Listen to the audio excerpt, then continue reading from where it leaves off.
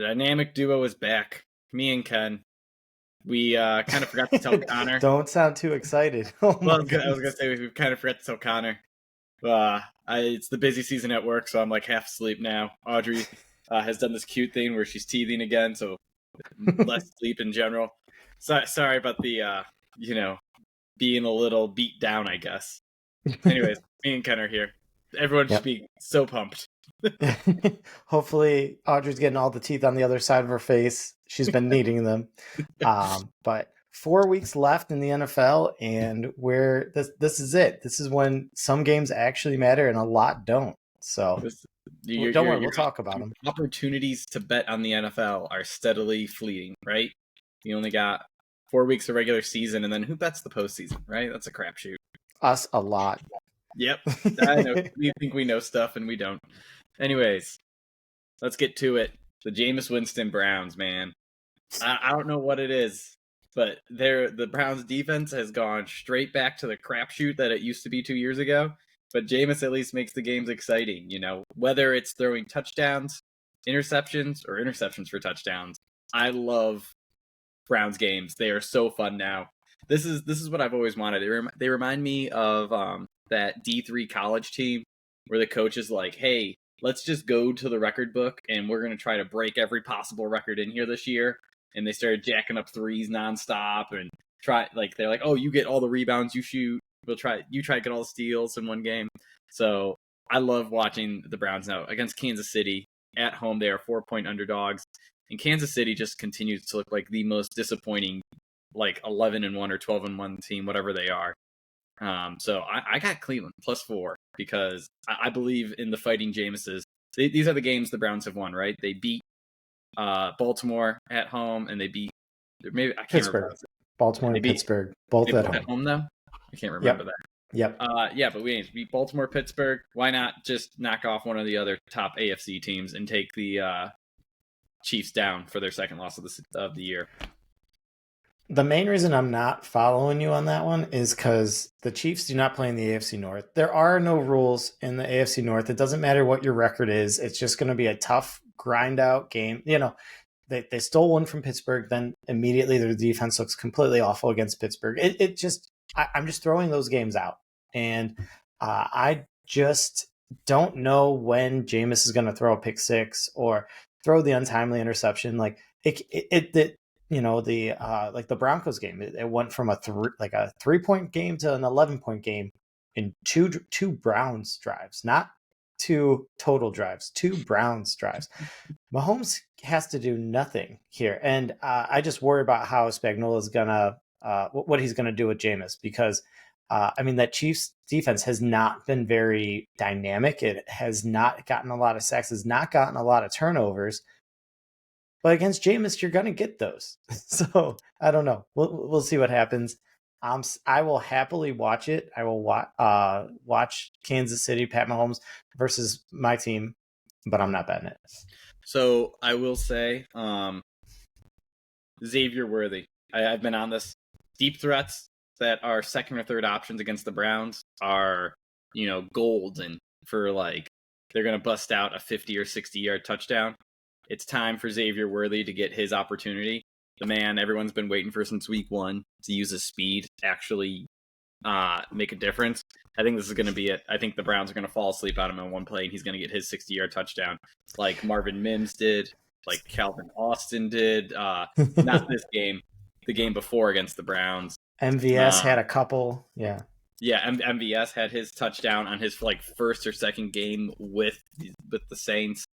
It's just been the story of the Browns defense where I don't know if it's ever since that Texans playoff game last year, teams are just like, oh, they're going to bite on the play fakes. They're going to come play up. So why don't we just throw the ball over their head? It works every time. Yeah. Oh my gosh. I'm looking at some of these. I remember Josh Palmer for the Chargers had his big game. I think he had 2 big catches. And Zay Flowers had balls hitting him in the face for the Ravens. Was it Zay Flowers or was it Rashad Bateman? I know he had an awful drop against the Browns. It was Rashad Bateman. That was the one in the middle of the field. Yeah. So just it's been every team. Every time someone wants to, they just throw the ball over the Browns, top of the Browns. So I'm believing Xavier Worthy is going to be that guy. I like that. I like that pick. I'll bet on Xavier Worthy. Bet on Xavier Worthy and the Browns to win and cover. I'm just kidding. Dallas versus Carolina. Carolina, I'm telling you, Connor was high on Dave Canales when he got hired. Immediately fell off after he saw the first 3 weeks, but he's been on him a little bit more now. And let me tell you, Bryce Young, I don't know what Dave Canales did, but he took him from looking like the worst quarterback in the NFL that was a complete bust to like the Panthers are one of the fun teams to watch each week. I know they've been losing, but at least they make it exciting. So you have Panthers -3 versus the Cowboys. I missed to say that. But who cares if it's the Cowboys?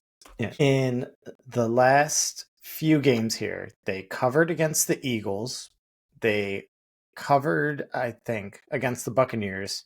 They covered against the Chiefs, and they beat the Giants, which that's nothing. But I mean, they're playing really well against really good teams, and they get to play a team that, I got to tell you, Cooper Rush hasn't been super awful to watch for a backup, but they can't get the ball in the end zone. They can move the ball a little bit, and then they're not even always kicking field goals. He's throwing, interceptions in the end zone or fumbling. It's, Rico Dowdle's looked good.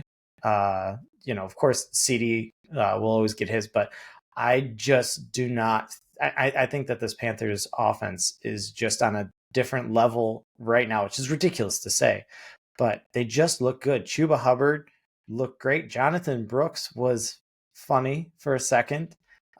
Phil really wanted to trade Chuba Hubbard for him. Jonathan Brooks looked like the better running back 2 weeks ago. I stand by that. Yeah, that 1 week. But either way, I think that you're just catching a Panthers team that, they're playing to look good right now. And Dallas, they might have, that has to be the most deflating loss. They lost on a blocked punt where they blocked the punt last week. It was horrible. They still probably don't win with that, but what an awful way to lose. So the reason I can't take this is I got this minor feeling that Carolina doesn't want to win games, right? They want their better draft pick. They might be tanking a little here, with a hyper emotional owner. So it's just hard to be like, Dallas is. I feel like Mike McCarthy's trying to save his job, and you got to win this game, right?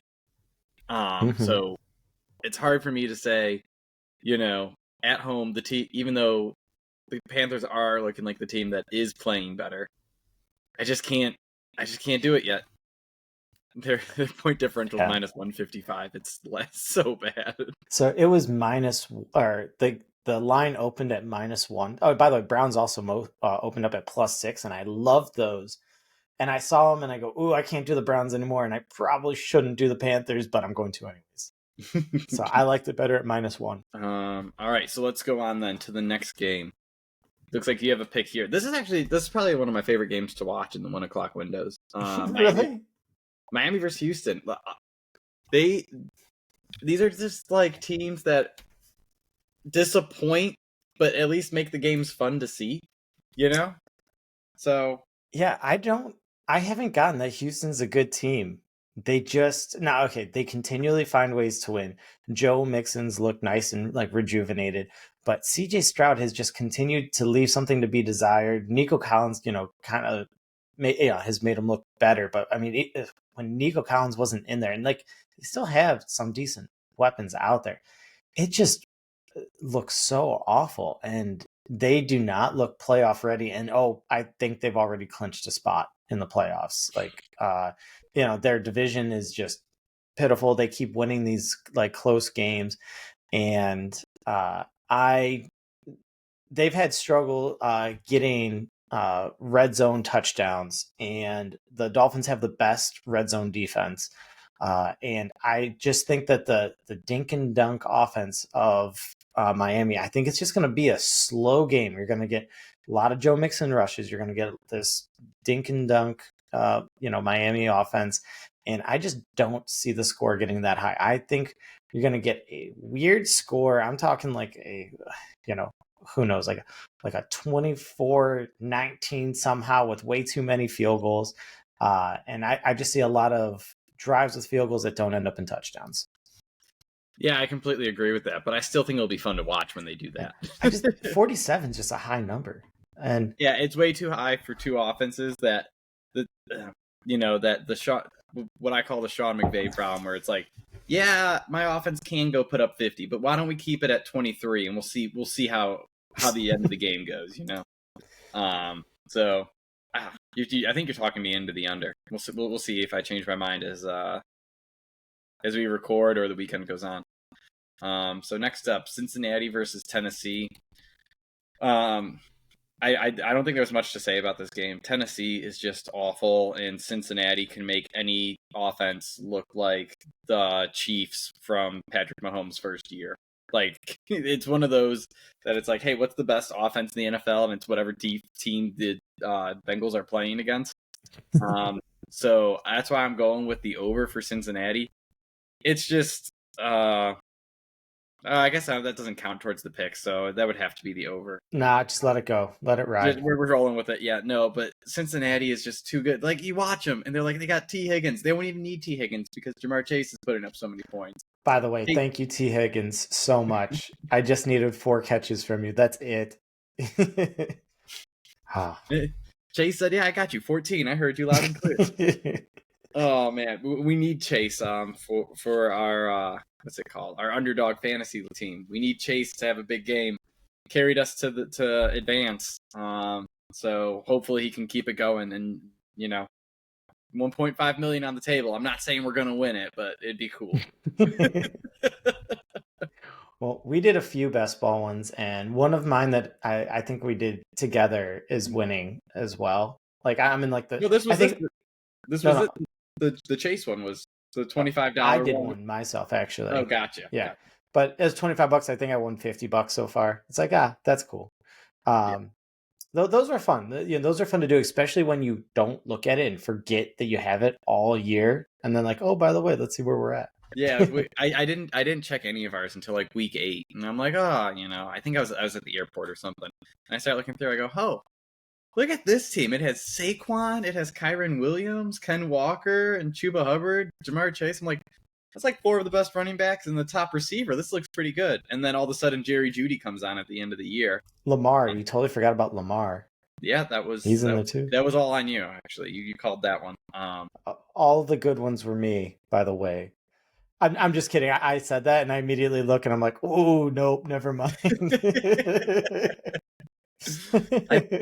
It's just amazing. So we talked about this a couple of weeks ago when we looked at the team. It was like, why are all the good running backs falling? Why is Kyren Williams a 3rd-round pick and Saquon a second, but like at the end of the second? So fortunate. By the way, I specifically remember us arguing, and I was like, listen, I know it's ridiculous and we shouldn't do it, but Joe Mixon over Godwin is a good pick here. We don't have Godwin on that team. Oh, no? Oh, that was a different one? That was a different one. Never mind. Forget it. Now you look foolish.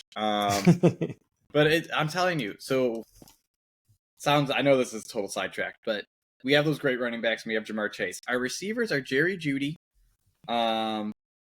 Jameson Williams, and I think Josh Palmer outside of that. It's like Jeudy and JMO, if they have a few good weeks, they can actually be way better than anticipated. So we'll see if it keeps going. They both look really good right now, actually. So we'll see. All right. So now back to things that actually matter. You have Washington steamrolling New Orleans. Is this because is Derek Carr out? You bet. So Derek Carr is, I don't even know what they put in. By the way, there was a quote where he said, guys, I'm going for it. Like in the huddle before this play. And then he tried to, Derek Carr, Mr. Maneuverability, tried to hurdle somebody. Straight face plants right on his head. I think his nose actually hit the ground through like the helmet, and he broke his wrist. And his teammates loved it. They were like, he said he's going all in, and he did, but not the way to do it. Gotta love the hustle though.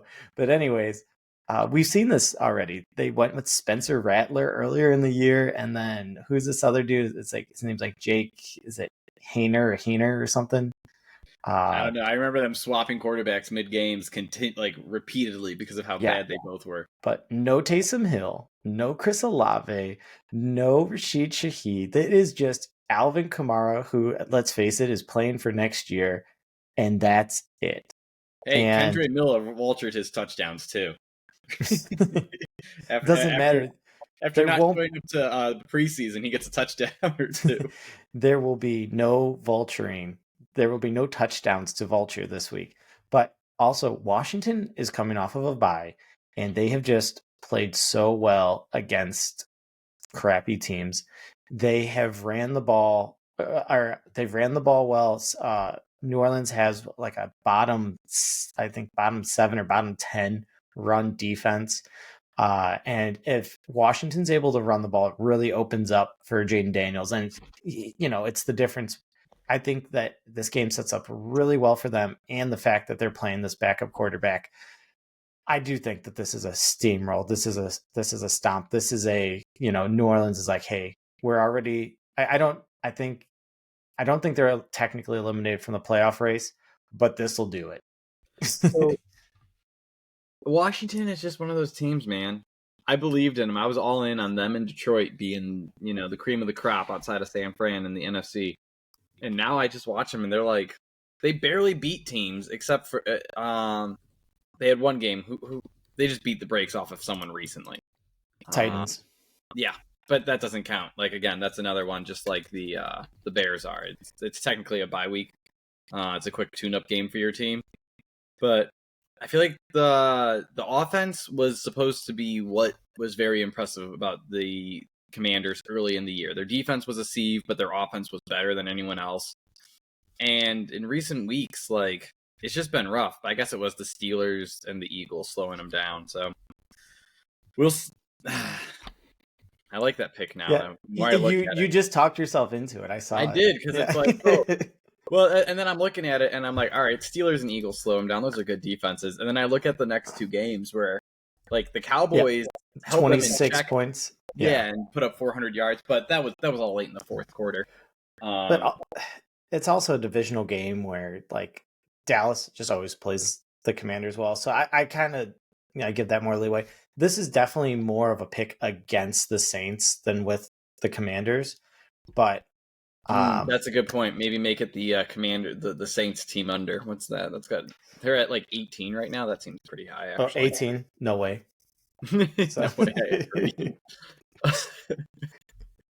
All right, let's go on. Generally, by the way, if you wanted to bet all the backup quarterbacks team unders, for example, the Raiders or Las Vegas Raiders are, I think their total is like 20 with Desmond Ridder and I gotta tell you, Sincere McCormick is a great name and he's looked good, but besides that, nothing else.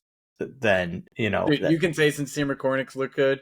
That guy had like 7 chances for touchdowns last week, and he didn't get any of them. I know because I started him in fantasy. Oh, yeah, I started Amir Abdullah over him. Hey, he caught a couple passes or one. No, he didn't. He had 1 rush for 1 yard. There it is. Okay, I saw him in the game for the last drive. That's hilarious. Anyways, I picked McCormick over Isaiah Davis too. That worked out great for me. I think I did Davis at like 15 or 16 points. All right, that's enough about a game that doesn't matter. You want to talk about a game that really doesn't matter? These next two. Jets versus Jaguars. I don't care anymore about these teams besides the fact that I have Garrett Wilson in fantasy. And that's probably a crapshoot. Brian Thomas in fantasy is also interesting. He continues to really show. And it's like, man, I would like to see what you would do with a competitive team. But yeah, we don't. It is funny to hear that, like, his story now is so similar to DK Metcalf's, right? Where it is freak athletes coming into the NFL. Everyone thought all they could do is run in a straight line, and for the most part, that's like their biggest asset. But then they can leverage it to benefit elsewhere. And they look really good, way better than expectations. They look like they can actually make plays outside of that. So. Mm-hmm. Yeah, so I got. By the way, we did talk about this anymore though, because the Jets, like, we're up by 20 in every game, and then we blow it each week. It's ridiculous.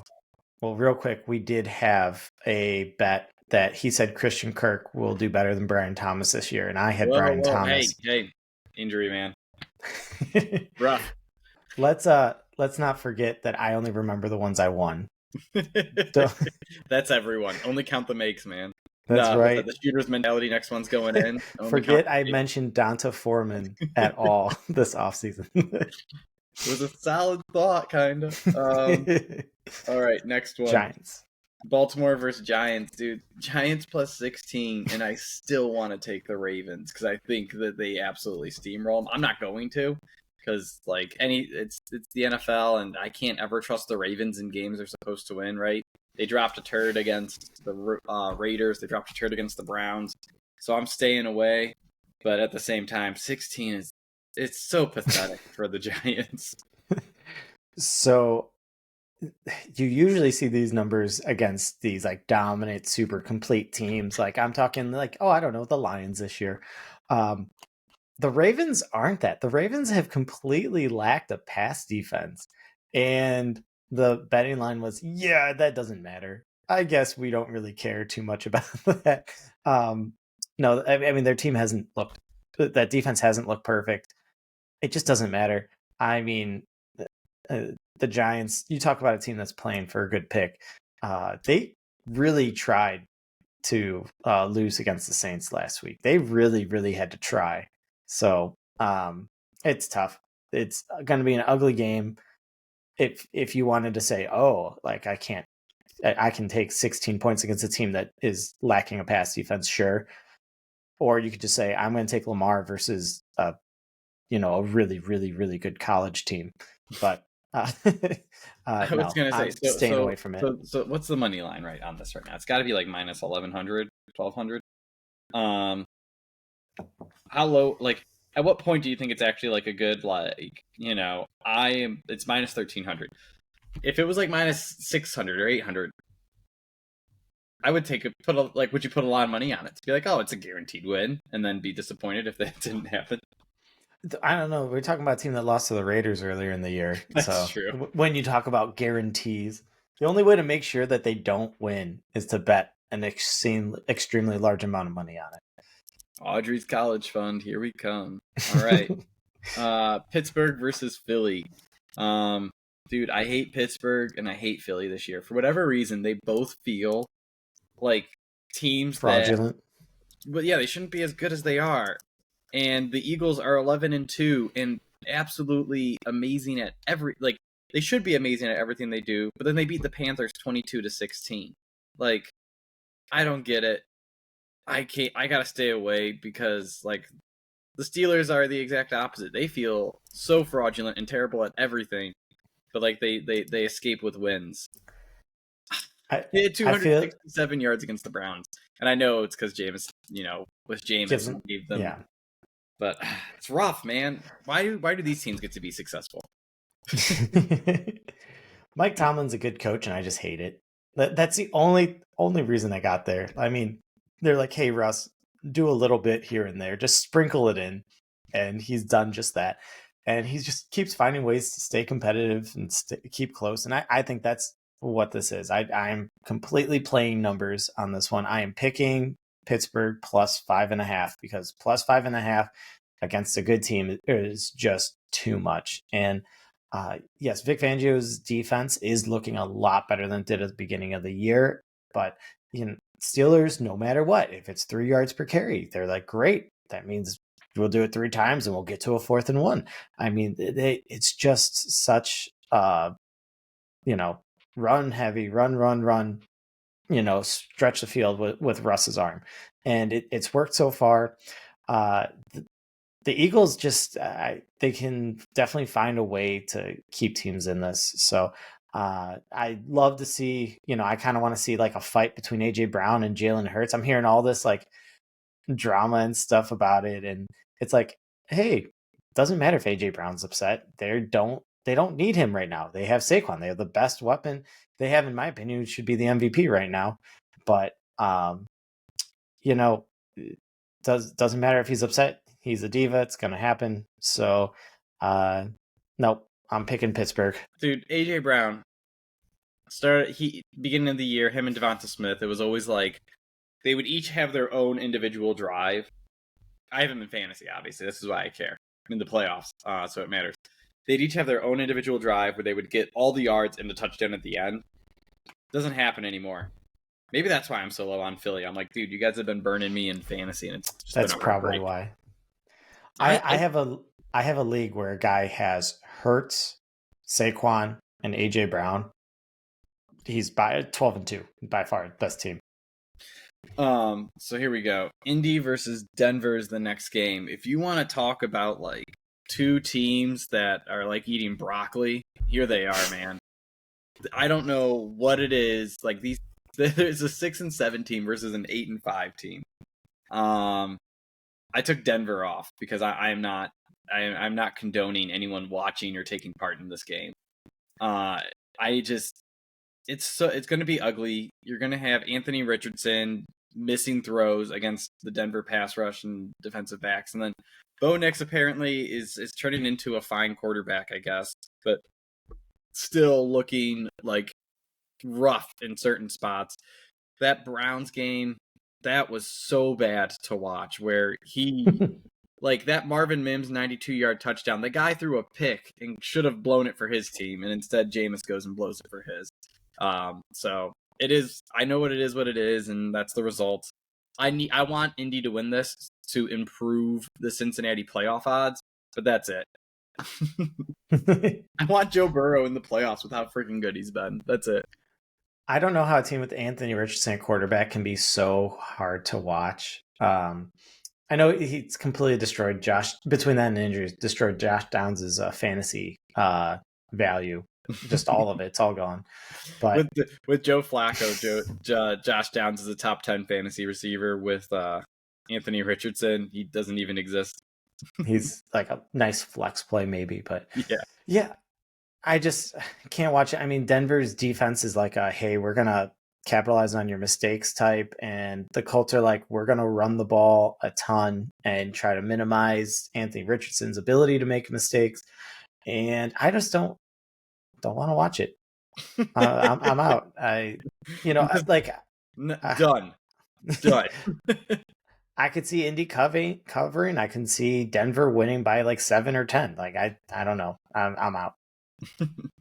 All right, let's keep it going then. Buffalo versus Detroit. This is going to be an awesome game. At least I hope so. Like Buffalo has got to be Josh Allen has got to be the quarterback who's lost the most games where he plays nearly perfect. Like that Chiefs game where they didn't punt or something and he lost, and then last week against the Rams where he had 6 touchdowns. Yeah, and they still lose. It just I don't know why they're so disappointing. And then Detroit, I feel like this is a classic Detroit game where it's going to be it's going to be good, it's going to be tight. I'm just worried about Detroit finishing it and pulling it out, but same thing with Josh Allen. Like I can't trust either of these teams to get the job done. What do you think? It's an interesting game because very classically in these games against like really good opponents, this is a Detroit will take the ball and they will completely eat clock. They get a lead in the first half and eat clock in the second half. And these games, I love to bet the under, but Detroit's defense has just been so decimated. And both of these teams can put together scoring like 2-minute, 75-yard scoring drives. It's just what they do. I mean, they like every play is like a 15-yard pass or a 15-yard run. They really just, I mean, they play a whole different type of football. And so I told Phil, I was like, I love the under bet. I also really love the over bet. So it's a tough one. It's a game that I'm going to enjoy watching. I don't know if we're getting the MVP Josh Allen or we're getting like what he did against the Ravens, or I mean the Lions defense really like showed some flaws last week. So I'm not sure how long they can kind of keep this up, but good game to watch. I'm gonna stay out of it though. Yeah, I could see this one being like both the teams ran ball, like, ran the ball in the first half. And so the score at halftime's like 13-10.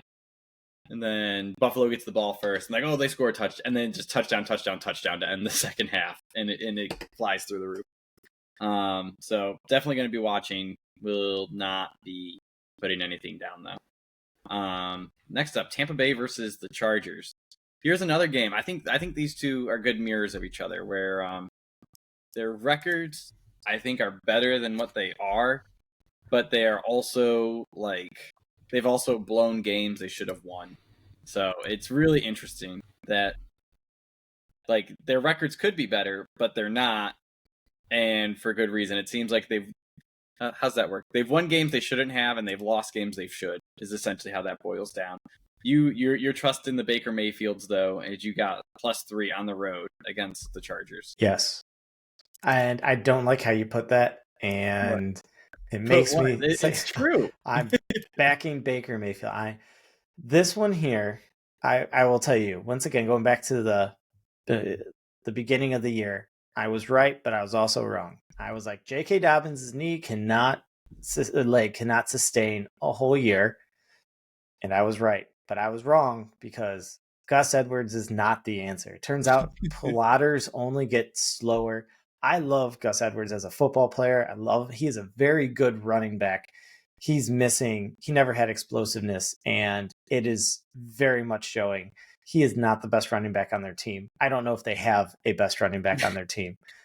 They have an offense that is centered around the run the whole year. They don't. Ladd McConkey, it's the oddest thing. He has 3 different injury spot designations. He's just beat up. If between him being beat up, not having a run game, and Will Dissly was showing out for them for a bit, and he got hurt too. I just cannot back a team where I think that this offense didn't have much of a leg to stand on. By the way, if you want to have a run dominant game, sure, but get a running back, get a real running back. I mean, imagine if they went and they paid out for Saquon this year. I mean, their team might be 11-2 or something like that. But that's just obviously not the case. Jordan Palmer, by the way, in fantasy against this Tampa Bay team that can't cover the pass, I think he can have a good game. But I just think this Chargers offense is limited. Teams can move and score on Tampa Bay. I just think that this is going to be a big, we messed up. The lack of playmakers is really, really catching up to us. So this is a bet more against the Chargers than it is with Baker. So, but it is a bet with Baker. I'm just looking at the Buccaneers' last 3 games, right? And they beat New York in New York. Who cares? They beat Carolina in overtime. I can't remember if Carolina choked that. They did. Fumble, Chuba Hubbard. And then the Raiders, that's another one that's like a borderline bye week when Aiden O'Connell and Desmond Ridder gets in at some point. And the Chargers are a real football team. I just don't know if I can trust the Buccaneers to, You just mentioned they had 2 wins and a cover, and you're like, I don't think they can cover again. What? The Chargers? The Buccaneers. Yeah, I agree. I'm leaning the Chargers, where it's they're just they're what they got. They're giving 3 though. That's why I don't like them. Yeah. This could be a 2-point game, and Harbaugh's like, dude, this is exactly what I drew up. All right. Full disclosure, this is one of those games that I really like to tease because I think it'll be within a touchdown. Yeah. But Tampa plus 9 or 10. That sounds that sounds fantastic. Yeah. But I think that there are limitations in the Chargers offense, and I think it shows and Herbert just keeps getting beat up, man. They show him every play. He is just getting wrecked. Dude, so right now he's killing it. So we agree. Their offensive line's a little bit shaky. They got some good tackles, but I still think it's a little shaky. He has a quarterback rating of 98. He has 7.6 yards per attempt and 14 touchdowns to 1 interception. Like for playing on What? He only has one interception? Yeah, for That's playing on pretty a nuts. team that like is so motivated to waste the quarterback. He's actually been a really good quarterback for them. So hopefully he can actually do something. But if you pair Ladd McConkey with an actual like outside threat, and don't get me wrong, I love Jordan Palmer. I think he's very good at what he does, but you can't make him AJ Brown. You just can't. Quentin Johnston, 29 catches, 7 touchdowns. Yeah. 1 in every 4 of his catches is going for a touchdown.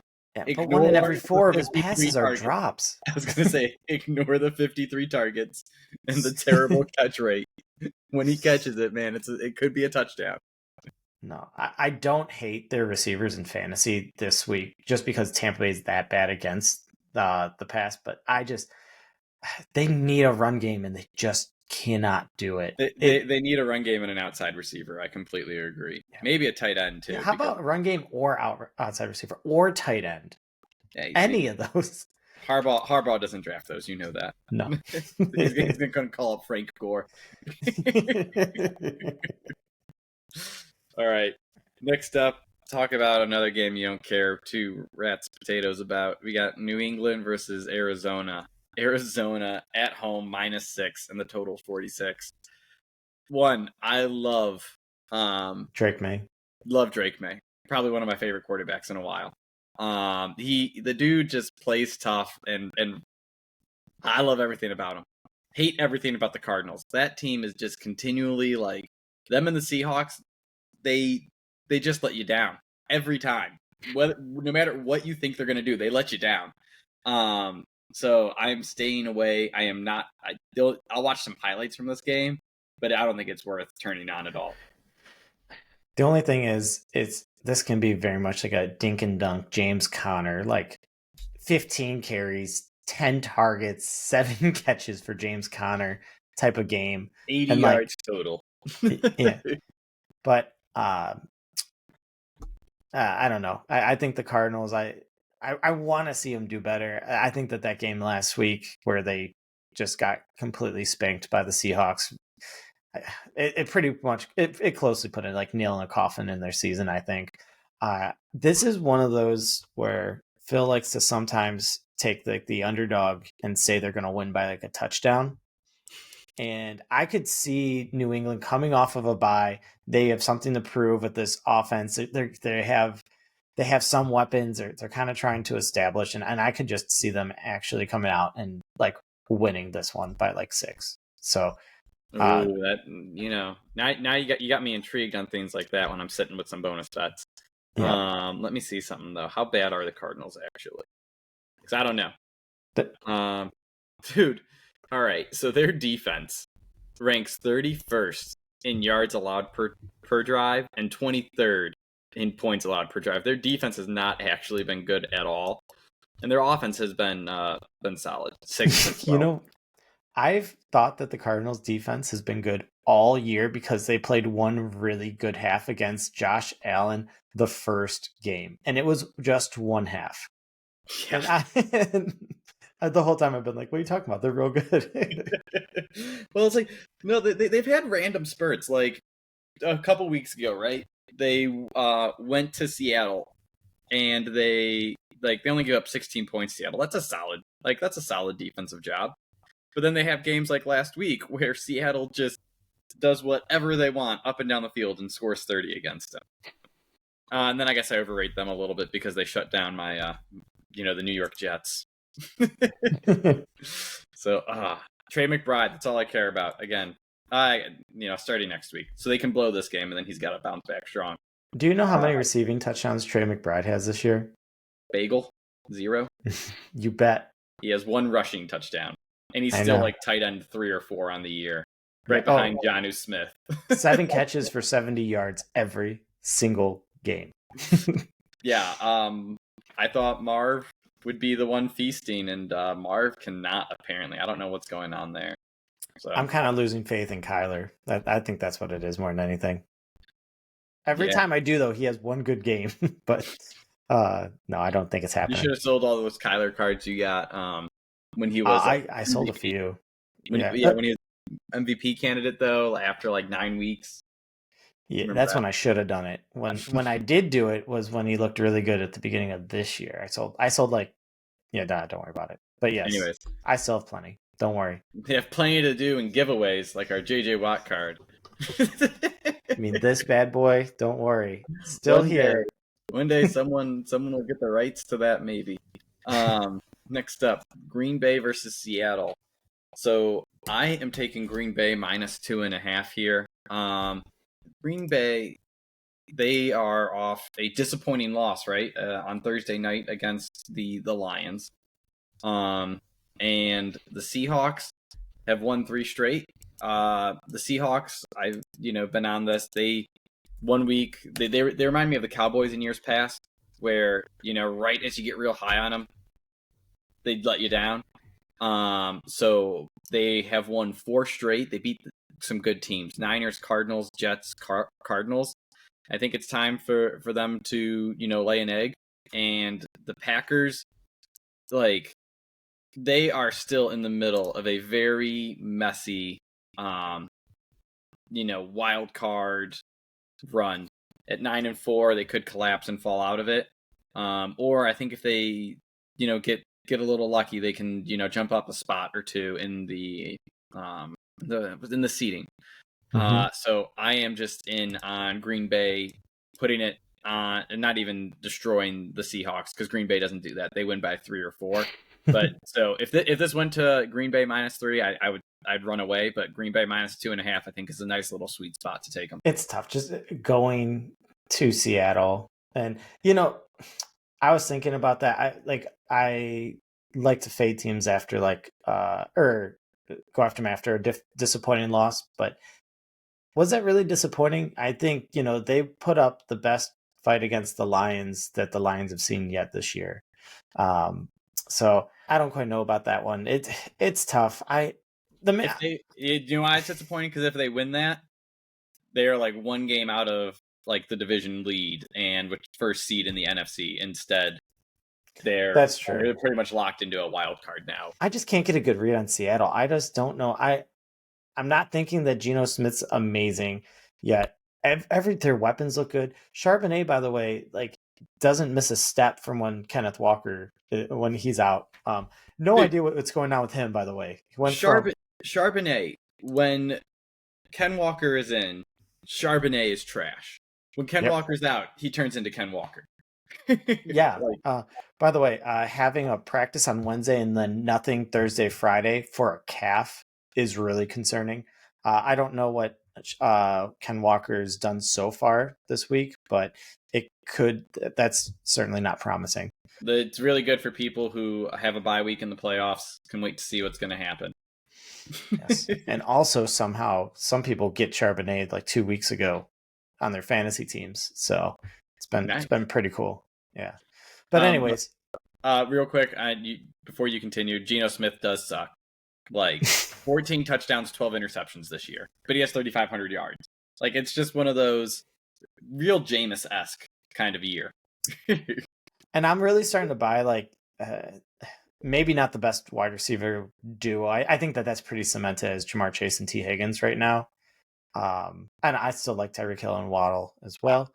But I mean, between Lockett, JSN, and DK Metcalf, I mean, that has to be the best trio. I mean, JSN's really stepping up. He's turning into a number 1 receiver.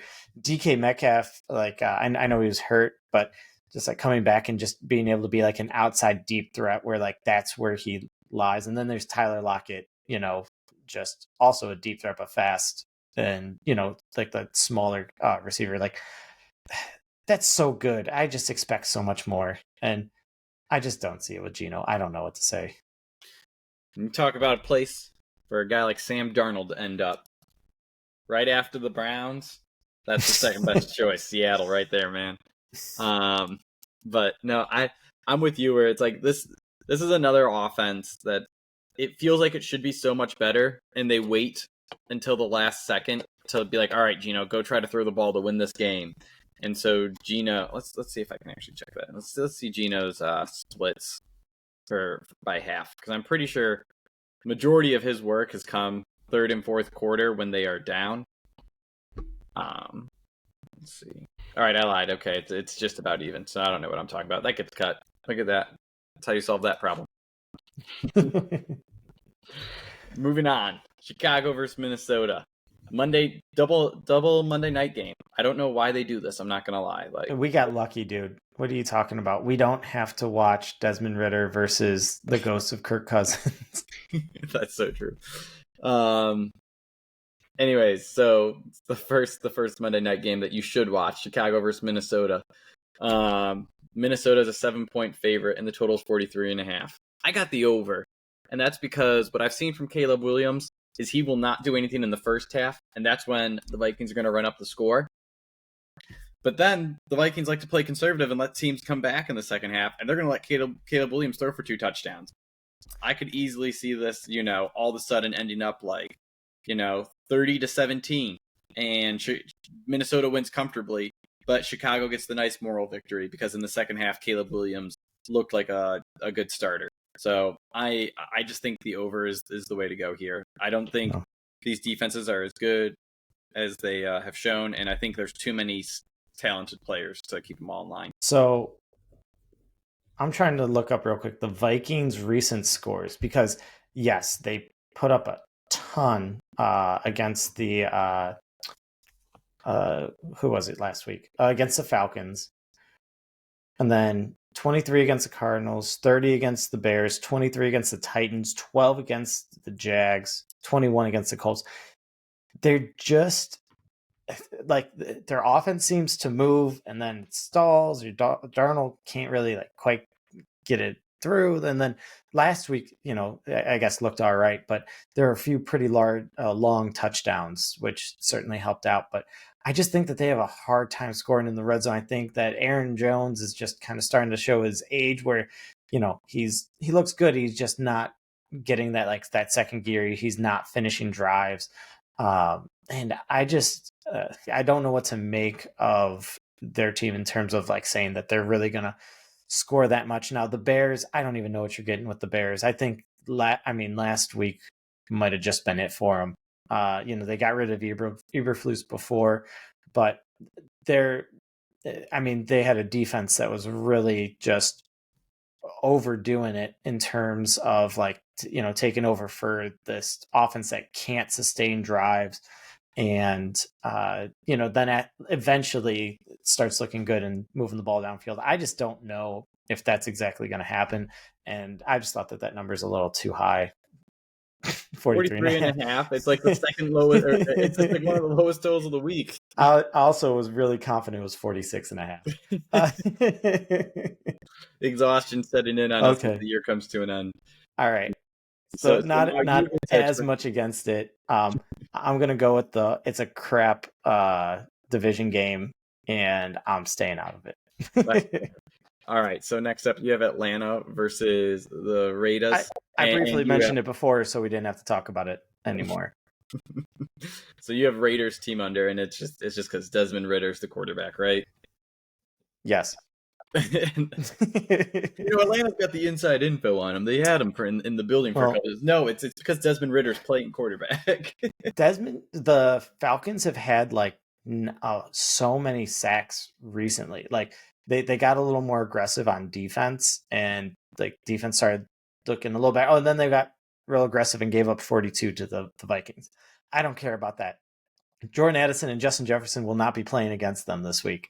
By the way, for a guy who went against Jordan Addison and Jamar Chase in 2 different leagues last week and beat them both somehow, pretty impossible for that one. What was that? They combined probably for 80 points or something stupid. Yep, 80 points. Don't worry. Josh Allen helped out quite a bit.